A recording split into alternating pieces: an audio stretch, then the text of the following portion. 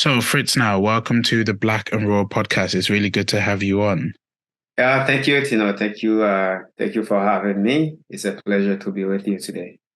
So I just sort of go in straight away with asking, um, when you think of Haiti, when you think of home, what feelings arise?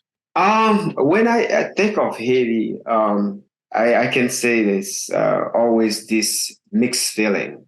Um, and on the one hand, this is this positive, very positive aspects of Haiti, a country with a very vibrant culture, a very welcoming people. The very generous.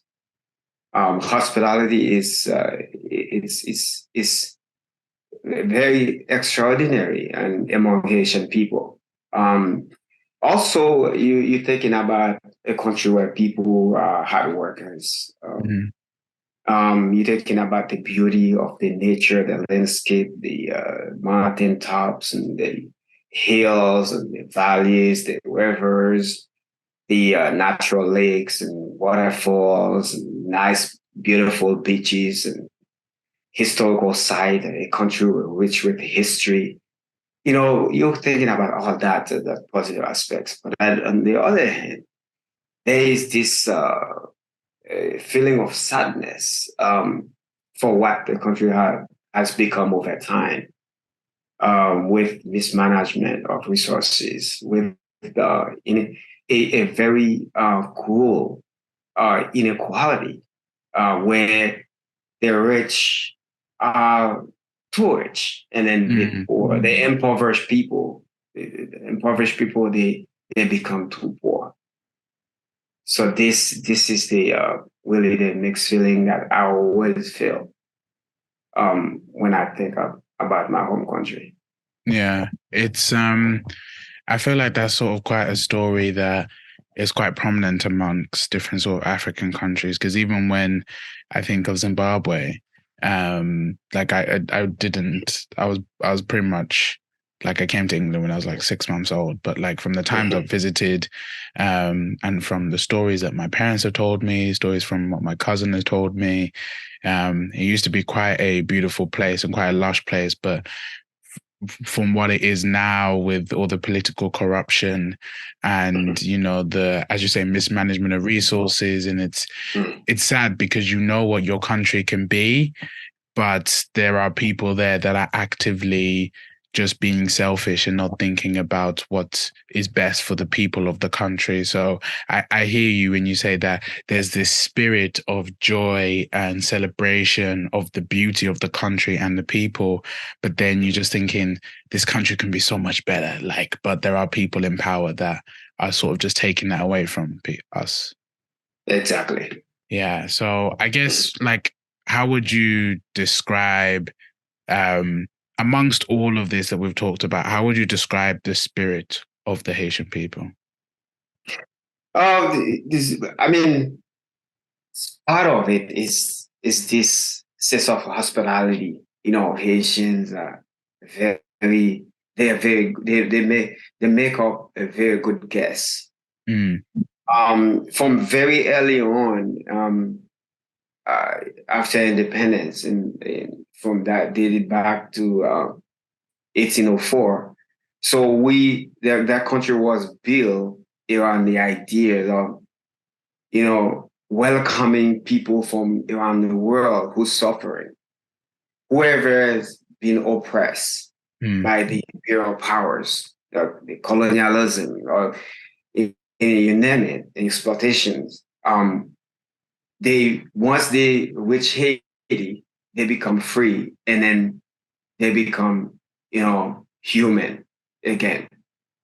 So anyone will welcome them with open arms and then give them what they need, you know, to the basic living conditions, whatever they need, and give them, some people will prefer to starve and then to feed, whoever's coming their way. So this sense of this spirit of collectiveness, that collectivism is well alive in the Haitian spirit from get go up to today. And also, you can think of or see also a country where resiliency is the key for Mhm. survival. You know, as I said before, it's hardworking people. We have that mentality, the mindset, where if you work hard enough, you will make it. Yeah. That's the spirit that's well over Haiti. No, that's cool to hear, to be fair. And as you were talking, and from our previous conversation, we started talking about the history of Haiti.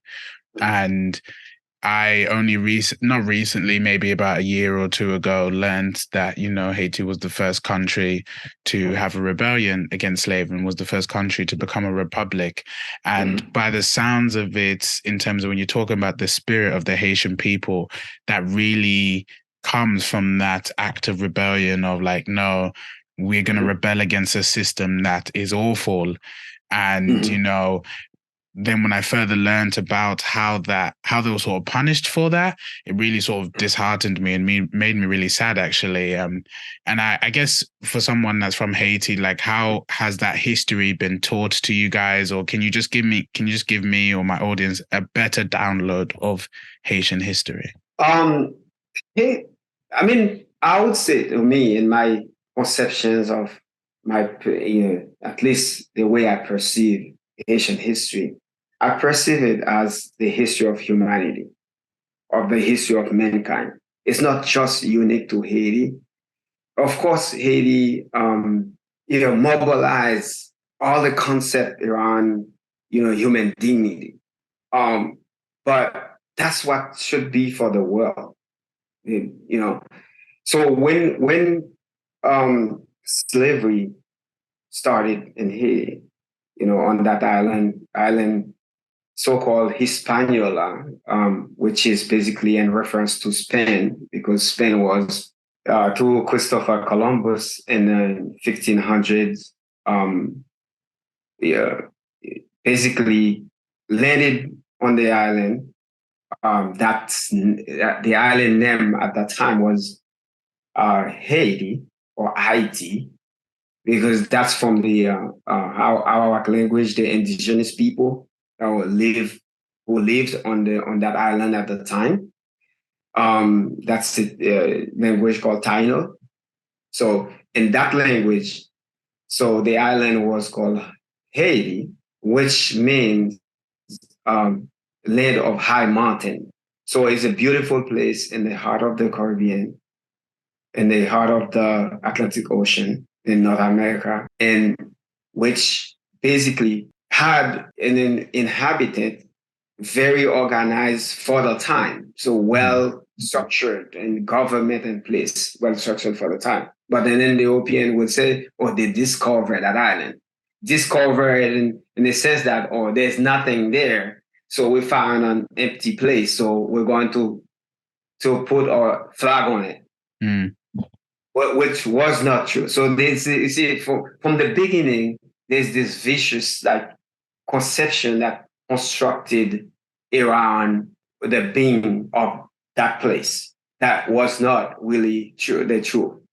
And then to all the way up to today, so we still, people around the world still have that mind, that they forge that mindset for them. So they thinking that, oh, it's kind of misconstrued story of a place.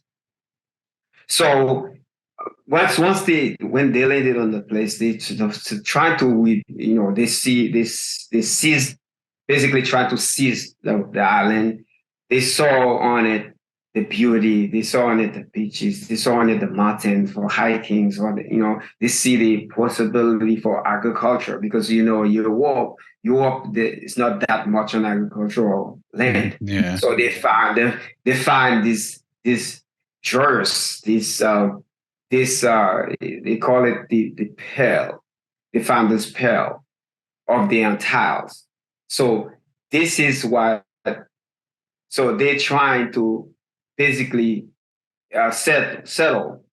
Yeah, they're trying to settle themselves on it and then claim it as something they discover for themselves.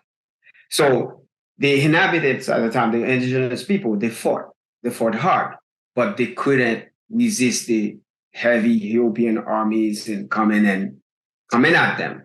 So try to reduce them into slavery. So they basically most of them would committed suicide. So they would go suicidal instead of submitted to the oppressions of the colonizers, of the imperial powers from Europe. Spain in particular at the time. They're trying to force them to do hard labor and digging their lands to pick up golds and diamonds and all these mines, okay, and on the island. So most of them will kill themselves, and then some of them will die due to the disease imported from Europe, with these colonizers brought with them, like yellow fevers and all this. So they were not used; they were living peacefully on a beautiful place on the island where the environment was not polluted. They were not, they're in a very sane life. So now they all die, by thousands in a day and so on. So at some point, when the Europeans realized that they won't have people to do the type of slavery work they want them to do, so that's when they directed themselves to Africa, to the African continent, all over the place, Northern Africa, Western Africa, or Africa, to pick them over. To get all this, black people, and now it's become a race type of slavery, because it's only the black people will be spread over the American continent, all over, from north to into everywhere, spreading to the transatlantic slave trade. So they established themselves. A ship come from Europe, head to Africa, and then from Africa, that triangle were completed into the Americas. So Haiti, that island, was at the heart of everything that going on, because it was so fertile. It was so prone to agriculture. So they needed sugar cane, they needed cocoa, they needed cotton, they needed whatever they need. So that was the place to get that. So 80% of sugar consumed in all Europe was come from that place alone. Really? I didn't know that. That's At the time. I knew that it was as you were saying, it was a pearl.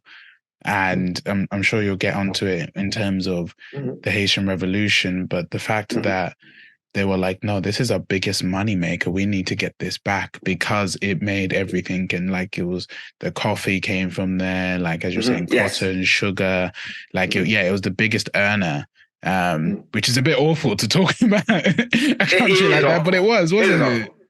It is awful to talk about.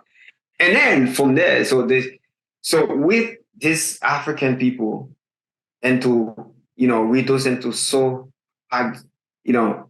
brutal slavery system, to work the land. So with little to no connection to the indigenous people, that's most of them already gone at the time. But there was that sense of, this place is filled with the spirit of rebellion against the biggest tragedy of mankind. So they will rebel. They will take them at night when the slave masters are sleeping. They will run away. They will go into the mountains and hide, and then organize themselves and mobilize each other. So one of the spirit of Haiti is that the people are very religious. So they will have that religious mindset to mobilize each other in worshiping. And during that time, they create that conscious of revolt against the one. Okay, they will say to themselves that God, who created everything, who the master of everything that is in the universe, is not that bad to to lay that curse on us for us to suffer that hard. So the God that this white European colonists talking about is there's nothing to do with the real God. So Yeah. we ask the real God to come upon us, to give us the strength, the spirit, the the courage to fight, and then so we can liberate ourselves. And then that's exactly what happened. So they started to really fight the colonists in the early 1700s. So by the time they reached early 1800s, they were liberated. They Yeah. reversed the entire slavery system. And then that's how that, in that sense, I said that's the history of humanity, history of mankind, because so now they recover their dignity, and then they can be a beacon of light for the rest of the world who are suffering the same, this type of tragedy. The Yeah. news will spread all over the Caribbean, all over Central and Latin America, and then reach North America, particularly the United States. That was back then sort of colonies of Great Britain, and then Canada, all over the place. It was spread. Yeah, it was sort of a beacon of light, wasn't it? Like it was, they had put up such a revolution that it sort of then had a trickling effect across the whole of, the Americas and in Africa. So it was something which, yeah, as you were saying, it is sort of the story of humankind because it was them taking ownership and being like, this is wrong, and we're going to make sure that we set this right. And I think that only makes the situation sadder for how Haiti was treated by the by those countries, because as we were saying, Haiti was a place which made them so much money, whereas like we're not losing this asset. So like the amount of political political instability that those countries cause, assassinating presidents, flooding drugs through the country.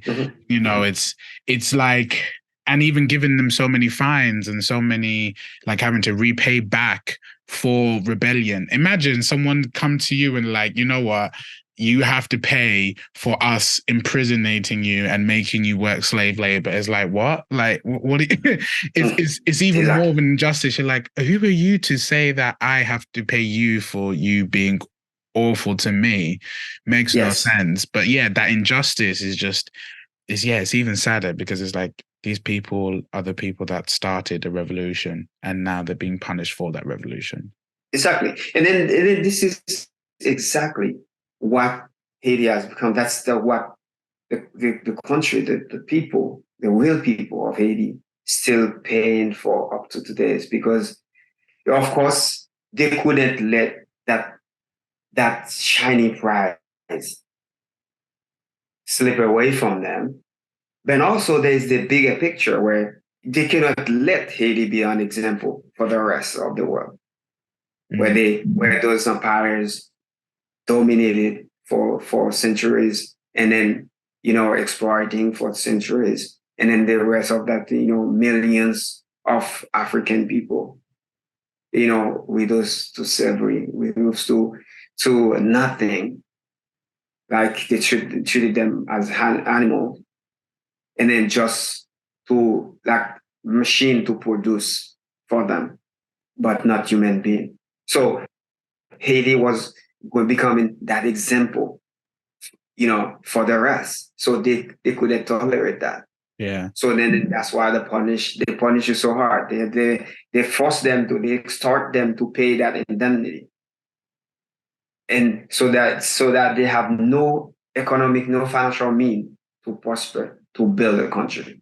Yeah, because by what we were saying before in terms of everything that Haiti had, that still has, they should be one of the richest countries in the world. Like if they were if the colonial countries were making so much money off them, they should, once they were free, they should have then started to become one of the wealthiest countries, but in fact, it is one of now the poorest countries in the world. And Mhm. I see a direct correlation between how the colonial powers treated Haiti and ruined them financially, and to how the situation is now. And earlier we were talking about what happened to the Haitian president. I think it was Mhm.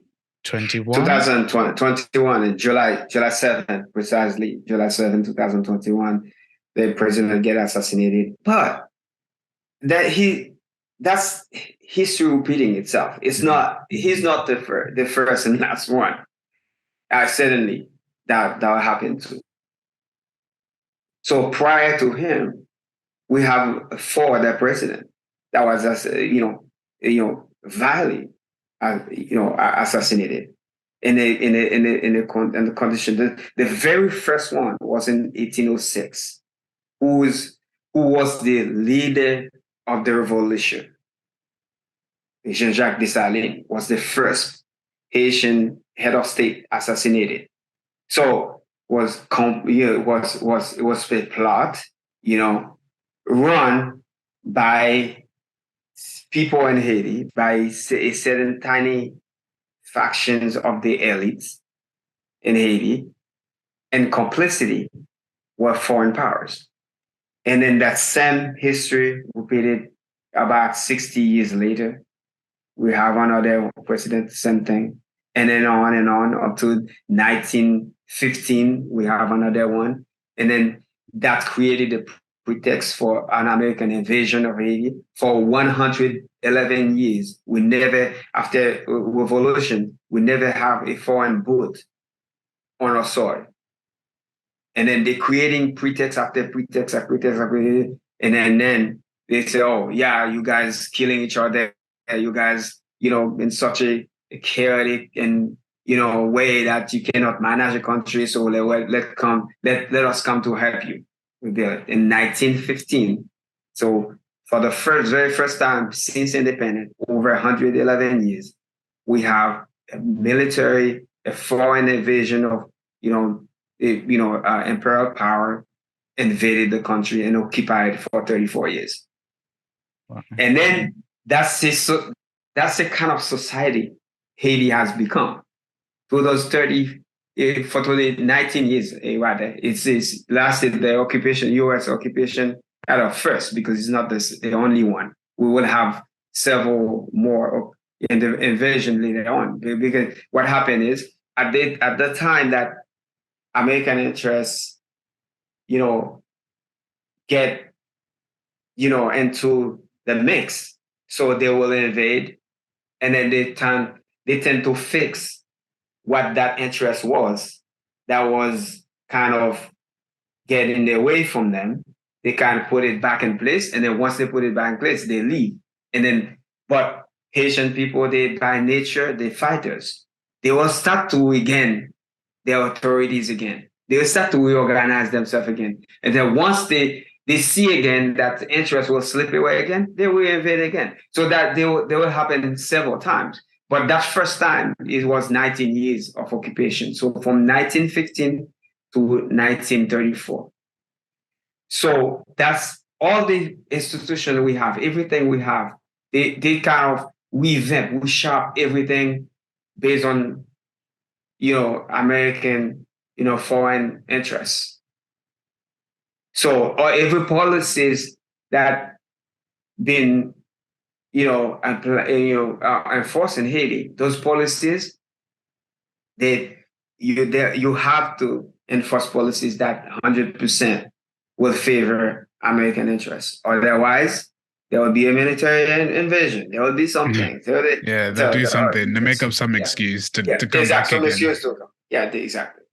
Yeah, it's unfortunate because, as we were saying, like it could be a country which, because they've got these riches, because they've got the resources, that it could be a country that thrives. And you sort of feel helpless to a certain point, because it's like, how can you stop such a massive power in the world sort of from doing these things? Because, like, realistically, just like just I'll just leave the Haitians alone. Let them just be able to Be thrive. who But be who they want to yeah, be. exactly. But the Americans won't have that. And even when I remember when the Haitian president was assassinated, I was listening to like podcasts about it and stuff, and Mm-hmm. they were saying that the people that came in pretended to be DEA to begin with, Yes. and then when the people that assassinated him were on the run, they found out that some of them were from Miami, some of them had Yes. like American Haitian like Haitian, yeah. Mhm. residencies and stuff. Yeah, they basically the people I mean, I'm talking as a journalist right now. The people who really connected to the assassination of the president, they are people either of Haitian, descent, but being part of the American system. So they were naturalized Americans. Mm, Um, they grew up in Miami, went to school in the American system, worked at some point for DEA, or CIA or FBI. And then they use mercenaries from Colombia. mm, So the mercenaries, they, former military, former gang members from Colombia, drug cartels and all this. So these are the physical assassins, the one that will pull the trigger. But the mastermind are well connected to America. yeah. Yeah. It just So shows one you. way or the other, one way or the other. Yeah, it just shows you the connection, as you're saying, how America is involved in that. And they were the ones who probably planned out the mission. They're the ones who probably like well, obviously they hired the mercenaries. I mean, I can't say Mm-hmm. obviously they hired the mercenaries, but there's probably strong links and evidence to say that Yeah, yeah. You won't say that it's planned. The assassination was planned at the highest level of the U.S. government, but it's not like they don't know about it. mm, So it may be planned. Haitians who have their interests, attacked by this president. So you're talking about the economic elites. The very tiny, it's not even 0.5% of the population that control all the financials and economic resources of the country. Want to keep that, to hold on to that forever, and then create that huge gap of inequality among who have or who have not. Naturally, they don't consume drugs. What Haiti has to do with drugs is that it's become a transit port. So the drugs come from mainly South America and Latin America, in countries like Colombia, Ecuador, and Chile, and all over those places, Venezuela, and then they will transit. Haiti become like a port, like where that transpire easier. So they will go to Haiti and then head directly to the United States. mm, For the most part, some of them will go to Canada, but mainly, well, maybe over 90% of it will go to America. So in this kind of context, so all the corruptions, the drugs, the grab everything for themselves, they have no interest in seeing a president come in to change things, to turn things around, to make the country better for everyone to live and thrive. So they will do whatever they can. But if they don't have certain kind of support, I mean, either logistic support or even a go ahead, like, okay, some kind of benediction, like blessing. mm, Okay, somehow I be high, the big brother, I would say. at a higher level, so that wouldn't happen. Because these people, they so crave for recognition. They wouldn't do anything that will bother the people who they feel like, if these people don't recognize me, don't give me certain kind of legitimacy, and then I won't survive for long. So they will try to make sure that they make you aware of what they plan to do, and then to see, maybe in not saying anything about it is a way to say, okay, it's okay, go ahead. You know what I'm saying? So it's not necessarily because they are doing it, they want plan it to happen, but it cannot happen without them knowing. That's categorically false to say that they didn't know that would happen. Some form, maybe not the way it happened, but they know something would happen to the president at some point, and then they didn't do anything about it. And while they could do something to prevent it from happening. It's funny. Well, it's not funny, but it's kind of funny how America calls themselves the policeman of the world, right? And an instance where a president is being assassinated, in which, as you're saying, maybe they didn't plan it, but they definitely either knew about it, or like, even if they knew about it and didn't say anything, it's like that form of, I can't remember the quote, but like a form of silence is just as similar as pulling the trigger, or probably like that. Exactly. Something that's all. Yeah. Yeah, but the fact that, they could easily be like, oh wait, maybe it's not best for the country's stability if they don't have a president, or if the president gets assassinated in an awful way. That's what being the world's policeman would be, not just ignoring something that is going to be happening. And it's crazy. It's generally a crazy sort of environment and world that we live in, and that things like that can happen, which impact so many other people. As you're saying, the small elite that are keeping control and that are wanting this instability because it keeps their pockets full is leading to others suffering in this. Exactly. So I wanted to ask you, I guess, like touching on sort of America and I guess the relationship between America and Haiti, as a journalist, for somebody that is involved with, finding the truth, looking for evidence, looking for facts, looking and getting different people's opinions. How is it being in America, commenting on what's happening in Haiti, knowing that it has always been this sort of strenuous relationship?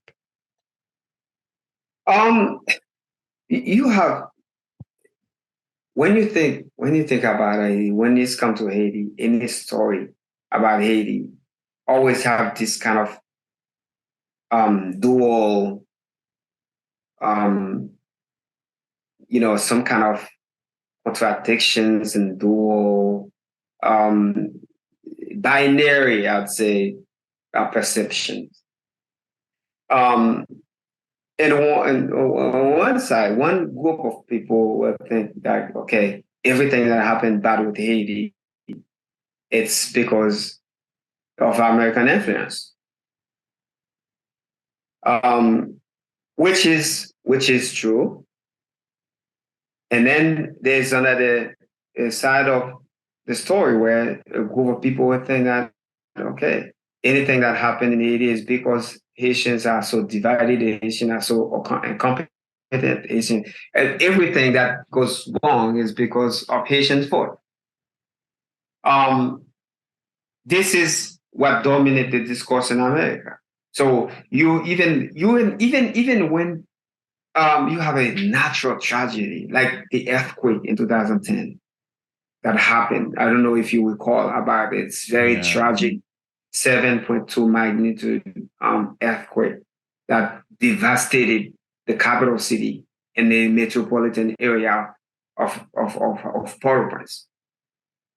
You will hear some prominent, like people very well-known, well-connected evangelical Christians in television will have the gut to say that that happened to Haiti because Haiti has he signed an agreement, a contract with the devil. People would say that. Wow, Yes, that's crazy. yes. So this is that, and then these people they're very influenced. They're very influenced. They're very powerful, and then they forge an opinion. Mm. They design a narrative around Haiti. So a lot of people will fall into that traps and then follow that path, that rabbit hole, like talking to downplay everything, talking down Haitians, like, okay, if anything happened to us, even there's a God punishments. It's nothing to do with humankind, foreign powers, it's nothing to do with mismanagement at homes. It's because it's God abandoned Haitians and then devil run over us. So it's it's kind of sad. It's kind of sad, but at the same time, why. It's because wow, they wouldn't have it otherwise.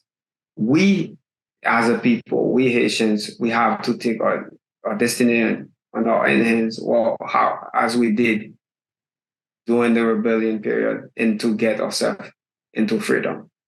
So we cannot let a tiny group of people, were connected with foreign powers and then dictate the destiny of the country for so long. It has been happening for so long. So we have to understand all the factors of what's going on, and then how to,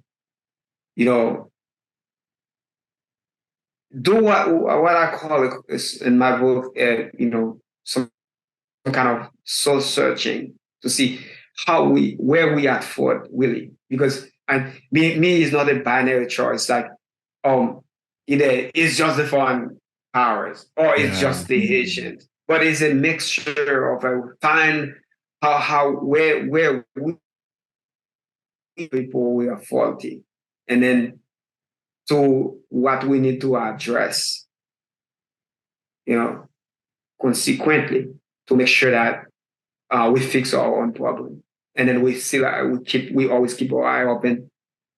And of course, we're not living in a bubble. So Haiti is part of the world. This world with interests. That's what dominated the discourse. Yeah. But that doesn't mean we have to give up ourselves. We don't have to give ourselves away to that discourse. So we need to find where our interest is, and then to stand toe to toe with people and negotiate, do very well, good diplomatic work to make sure that we have a stand and for ourselves. But we don't just let go and let people dominate every aspect of our lives 100%, and then we can't. Now we can zombie. We're not like with people. Yeah, no. And as you were saying at the beginning, that's not the spirit of the Haitian people. And everything that we've talked about, it takes a lot to be the first country to become a republic after slavery. Like, so that isn't within the spirit of the Haitian people to fall down and just, let foreign powers or let powers within the country dictate their lives. It's quite it's a conversation we've had in my house quite often, especially at Christmas time when everybody's around together. When we're talking about, is it the Brits' fault that Zimbabwe it is how it is, or is it the fault of the Zimbabwean people and the leaders in power? And I sort of come to an agreement that it is a bit of both. Yes. Because the Brits, like my mum will often say that everything was sort of better under the British rule in Zimbabwe. The roads worked, the education system was really good. Like there was a lot of things that ran really well. But it was also Mhm. like, yeah, but you were also treated like second class citizens in your own country, like Mhm. which is just wrong. Like, and but Mhm. then at the same time, then when they left, it's not like they is I don't know whether they left the things in place to allow the country to thrive. Maybe they did, maybe they didn't. I don't know as much on that. But also at the same time, our leaders have then, there's been corruption and they've taken money out of the country. They haven't done what's best for the people. So it's a bit of both, isn't it? There that yes, Yeah. maybe Britain didn't leave it in the best place. Who knows? But also, what have the leaders done since then? Yeah. Because no event in history can ever be considered as 100% negative in itself. There's with any challenge, any difficulty, any situation comes opportunity.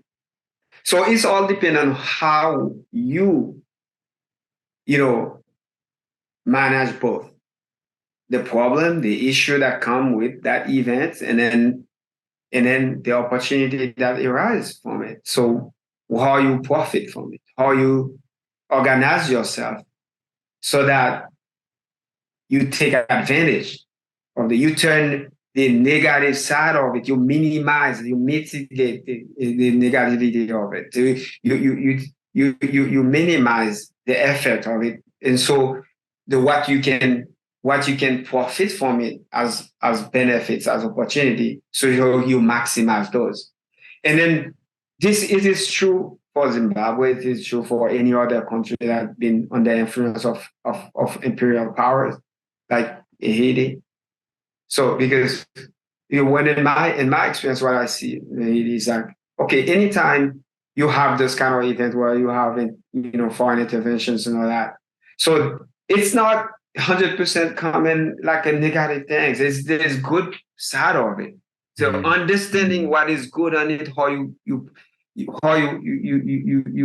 maximize that opportunity that comes with it. So Yeah. when America first invaded Haiti in 1915, so they build infrastructure, they build walls, and they do this, they do that. But when I always feel like we never really took advantage of what goods. So America, the United States of America, has a reputation of constructing and designing good institutions. So we could profit from those to have stronger institution structurally Mm. back home. But we didn't take enough advantage of that as a people to make sure that all we saw is the negative part of it, and then we fought, all our energy, we put all our energy in it until they finally get out in 1934. But and then the other side, which is the benefits that come with it, we never put that same level of energy on to maximize it.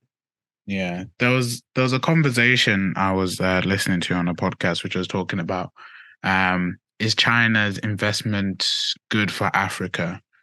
And one of the people who was on the panel, they said, like sort of like maybe what we should have done when the British were there. And as you were saying, is that there are good things that they did bring to those countries in which we're able to take. And what the guy was saying is that, okay, yes, China are in various parts of Africa right now, Mm-hmm. but we see that they are often willing to give money to the leaders there, and the leaders are then just spending it on stuff which doesn't benefit the country, which is maybe vanity projects or Oh yeah, which is just not their own beneficial. lifestyle, their lavish Yeah. lifestyle, and so on. Whereas if anything, I don't know if they're the best people, but the people who run the country or the people in the country are the best people to tell you what they need. And if Mm-hmm. they're able to take the money from China and be like, oh, actually, this is what we need to benefit our Mm-hmm. community. We need to improve this. We need to improve that. Mm-hmm. Then investment in China is good because we are Yes. putting it in the right places. But if we're not, then it just ends up history repeating itself to a different extent, but we're not in the same place. We're just Exactly. And it would be just another foreign power come in, pour in a lot of money, and then that money get diverted into things that not useful to the country, not useful to the people in general, and then was still at the same place or even worse, mm, worse off. yeah, and yeah, and I've always had conversations with my cousin about this. Is that like Africa and places like Haiti have all the resources, have all the tools, have all the people. Mhm. Maybe not all the tools, but I can definitely get the tools. Like, but they have the opportunity to become a superpower. Mhm. And that's what I'd love to see for our countries to end up becoming the superpowers which they can be. Um, Definitely. and I wanted to ask you about your book, which if anyone's watching on YouTube, you can see Mhm. the thing you've got in the background, the banner that you got in the background. Yes. And I really like the title, which is Haiti Between Pestilence and Hope. Why did you choose that title? Um, I wanted to create a different narrative than what the world is accustomed to around Haiti, about Haiti. Um, for too long, for far too long, I would say. So people have these conceptions, at least people around the world when I travel, when I meet people and where you're from, sometimes they think I'm from Nigeria or if I'm from Ghana or some other places in Africa. And when I tell them, so I was from if I tend to speak French and they're, oh, you from Ivory Coast or Senegal. And then if when I speak English and they're, oh, you're probably from Ghana or from Zimbabwe, from Nigeria. So, and then I'll tell them I'm from Haiti. And then people say, oh, sometimes they're like, Haiti. Then they have to pause a minute, before they regroup themselves to figure out where that place is and Yeah. what we're talking about. And then I will repeat myself so many times to say, okay, is part of an island that's shared, which is shared with Dominican republics, and because of that history is just an island in the Caribbean, and so on and so on. This is our place in history, and this is what we did with it. And then, oh, okay. I got it. But general perception about it is mainly like, okay, it's a country filled with poverty. So it's always like that. Oh, that is that place that way the poorest country on the earth, or is that this a place where a lot of tragedy? They always know about the hurricanes and then coup d'etat and political instabilities, and they always know that. And then this is what to me is the pestilence.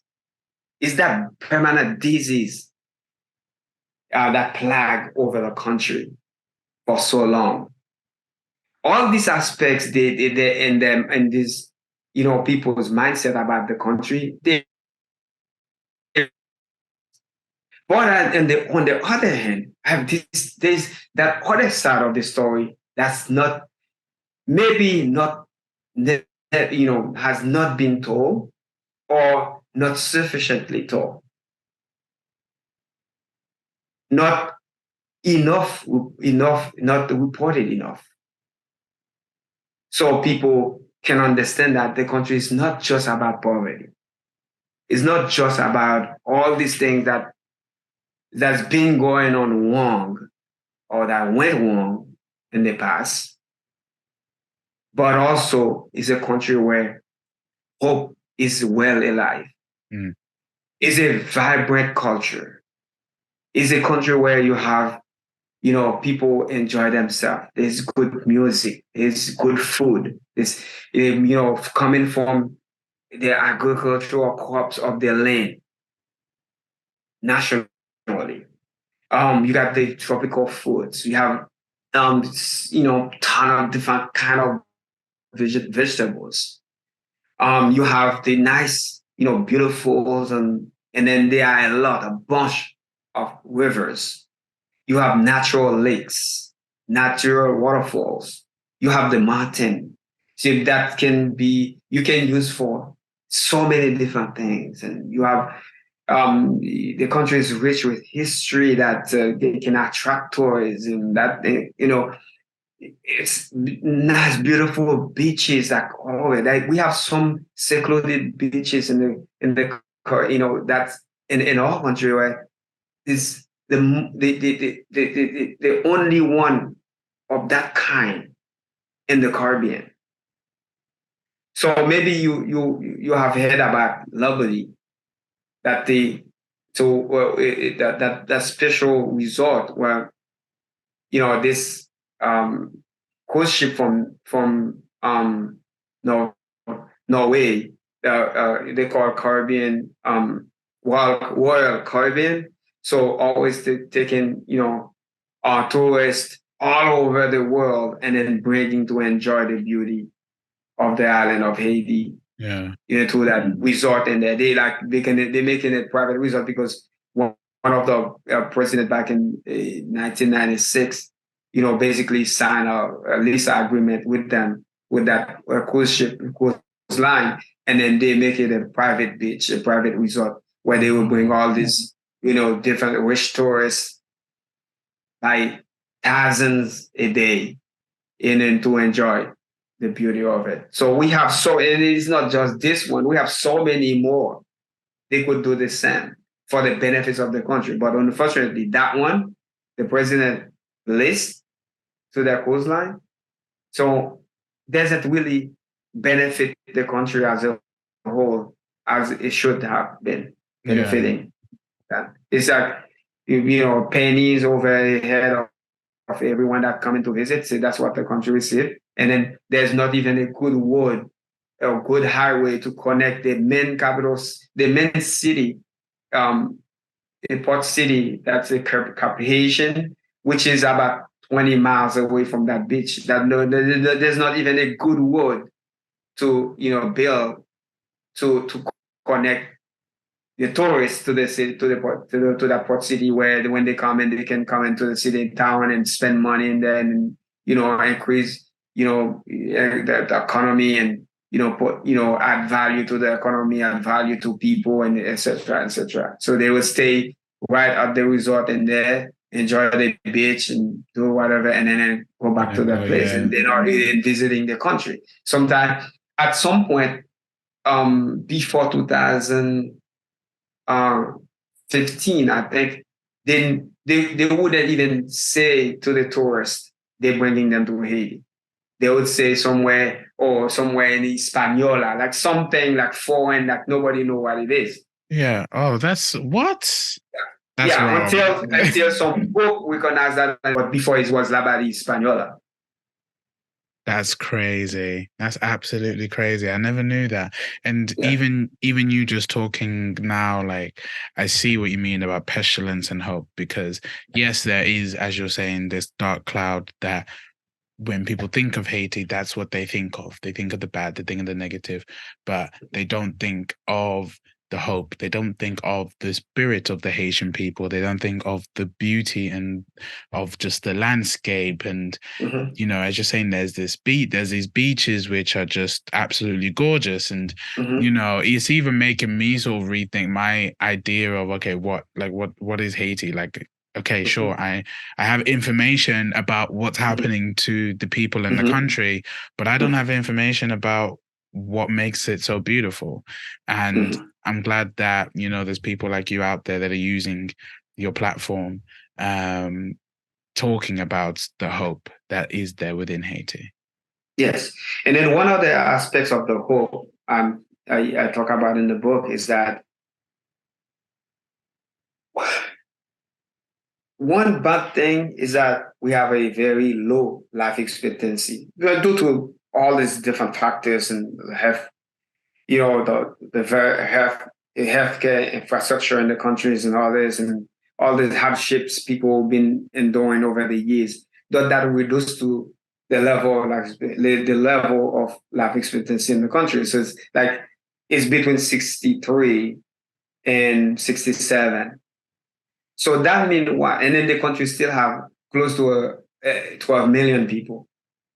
So that tell you what? That tell you this is a very young, yeah, that youthful population. Mm.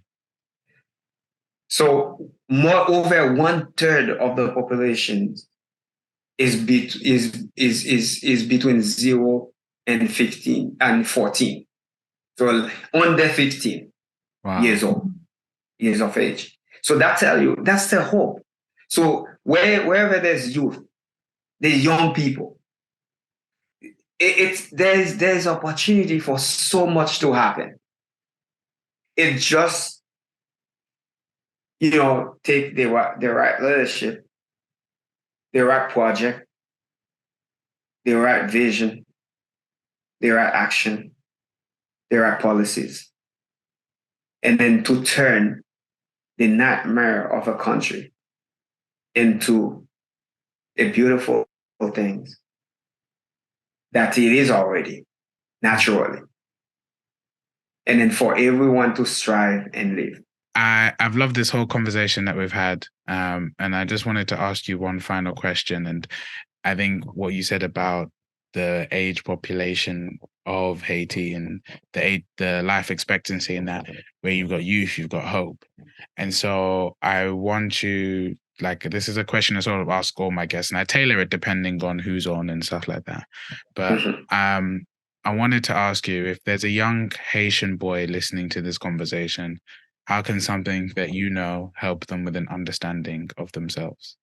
Well, one thing I I would like to say to any young people, any young person, a young boy especially, young Haitian, if they listening to me, is that I know they're suffering because the large majority of the population is on the privilege. So I know that most of the young boys in Haiti, they come from underprivileged background. That's maybe hard to them, the hardships they're facing, all the struggles and daily struggle, they're facing. It may create some kind of perception in their mind, thinking that, okay, that's it. But I want them to know that that's very circumstantial. It doesn't define them. It doesn't define the essence of who they are and what they will become in life. This part, as is dictated by what is created, what is forged for them as a destiny, it probably only counts for 10% of what they will become. The remainder 90% will depend on how they react to that situation, that circumstance, that frame they put them in. So they need to think, outside of that box, outside of that frame, to really understand the essence of who they are as a human, as people, as God creation, with intelligence, to act on things to change it. So you will live in a situation, you don't like it, you have to change it yourself, because no one else. You may get pushed, you may get some help, but the fundamental of change, of your own transformation, is depend on yourself and what you do. Ever since I was a very young boy, I come from a very underprivileged background. I have, my parents, the farmers, live in a very remote village in Haiti. Not remote in terms of distance, because it's not about It's just about 350 miles, probably, about 400 kilometers from the capital city. That's not in a place where we have good reliable infrastructure. So good roads, maybe you have good mean to for transportation. That's nothing. It's not far. That's not when I'm talking about the remote. It's not in that term. I'm talking about remote in terms of the lack of government presence. So it's like these people, they are abandoned by themselves, on their daily struggle. Nobody know they exist. When I was a young boy growing up, I saw that situation. So I always told myself, I have to get out of this. I cannot become one of these people. I cannot replace my father in the farm with the livestock, raising the chickens, raising, the goats, the cow and stuff, and so on, donkeys and mules, the way he's been doing it. If I come back to I need to raise myself up. And then if I decide this is a good thing for me to do, to raise them from poverty to some kind of a better standard of living, I need to do a lot of effort. I need to come back and then do it a different way. So, and then that's exactly what I did when I decided, you know what, the best way for me to influence what is going on, to have some change, is to become a journalist. Because for far too long, most of the population, they were voiceless. It's not that because they don't have a voice, but they don't have this microphone. They don't have that amplifier that will carry their voice over to authorities, to the deciders, to the people who are making decisions. So the only information or news they will receive is from top. But then there's no other way, like from down up. It's like up down, from top to the bottom. But then in the bottom, where most of people, where the real struggle lives, where the real news, the real story is happening, nobody. If there's a few people, few reporters, few journalists, professional, independent journalists that will do it, and then they're not enough. Yeah. So I need to put myself in the mix. And then that's what I did. And I'm glad, I'm very glad today, and I did this. Yeah. So the hope for people, for young men listening, as you were saying, is that this is like how you react is the most important thing. This isn't just because it's your situation now, doesn't mean it's going to be your situation forever. If you are willing to take steps which are going to be able to improve yourself and better yourself. And as you said, for you, that was becoming a journalist and being able to move to the US and build your life, build your family. Which I see a photo. I think that's a photo of your family behind you. Yes, yes, I have my wife, my two children. My daughter is the oldest. She's 19 now. She's she's a sophomore in college, university, and then my son is 15. Is in high school. Yeah. Oh, that's beautiful. Now, so yeah, Fritznel. So thank you for coming on to the podcast. I really enjoyed chatting with you and learning from you and just talking about some important, sad, but also happy things as well. So thank you for joining me. Yeah, thank you. Thank you a lot for having me. It was a pleasure to be on your show, and I hope that people who watching us, listening, they find one or two things that will be beneficial to their own life, their own struggles, daily struggle, their own situation. Definitely. Before we go, I'm always keep remembering to ask if there's anything you want to plug. Where can people find your book? Where can people find out more about you as well?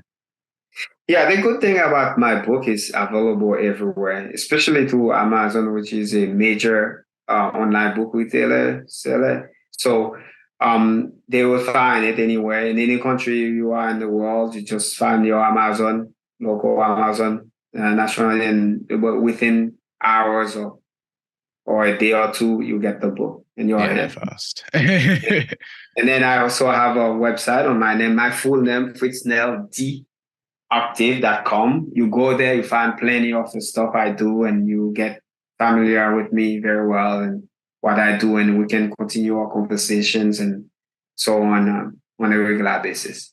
Real. So yeah, so I'm gonna put all his links into the show notes for those listening.